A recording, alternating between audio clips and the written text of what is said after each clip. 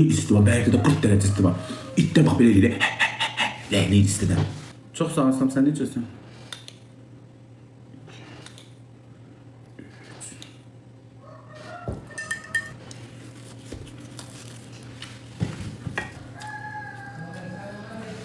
Ha, gel. Ha?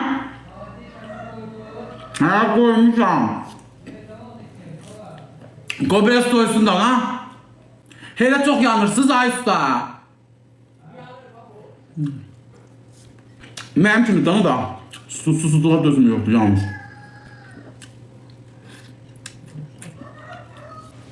Yaxşı, gedəm ayıram.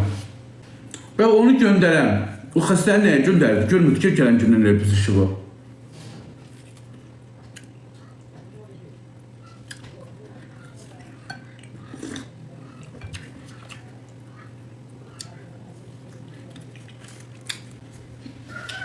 Qatıq bıçaqla yeyirlər, pendir də elə bu camış qatığıdır. Seyib başına daşını düşməsin. Bir bıçağın yoxdur. Onu ki belə batırıb ağzına koymadım, o ne lazım? Da dedim ki hamısı yaxşı gönder.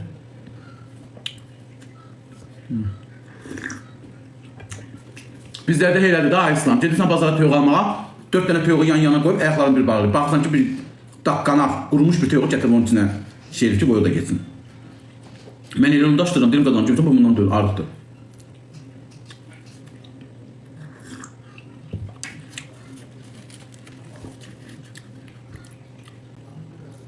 Əlli dənə də Pekin ördəyi göndərdilər İslam'a.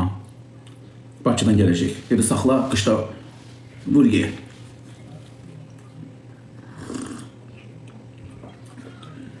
Görürsünüz, uşaqlar ruz demir. Bir il ördəyin yaşamaz, öz ördəklərim nə qədər. 50 dənə də bir ördək gəlir. 2 gündə bir ördək kəsərəm, eybi yox.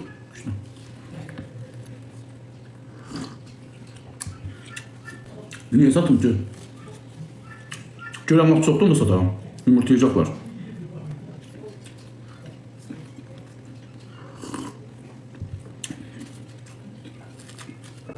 Dedi ki, necə gün 50 dənə ördək göndərim ha. Ağab baxdım mı olanlar, Pekin ördəyi. Şey.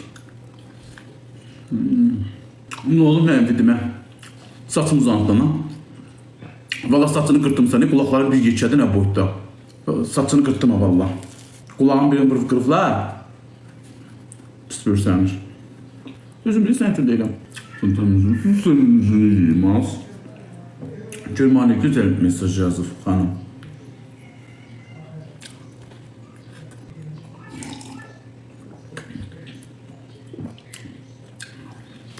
Qaymağı saxlamışam. Müjə vaxtı da onu yeməyimin.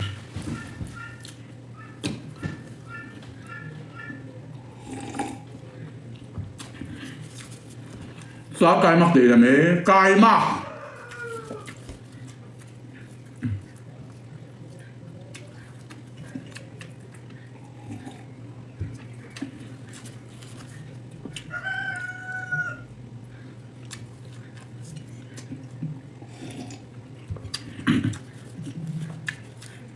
O ne daha İslam?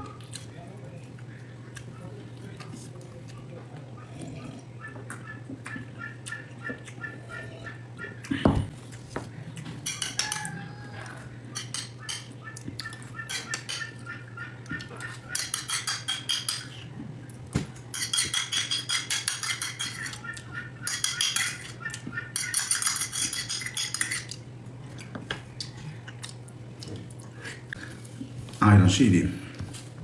Tezim kalkmamak için ayran ne yer? Yanmış katığı. Ayradım şahıdını kadar dilimle yalıyordum ki katığı. Allah hakkı. Bulaydı ki evde. Bir de restoranlarda dilim çıkardık. Boşluk yalamır ama. Öyle.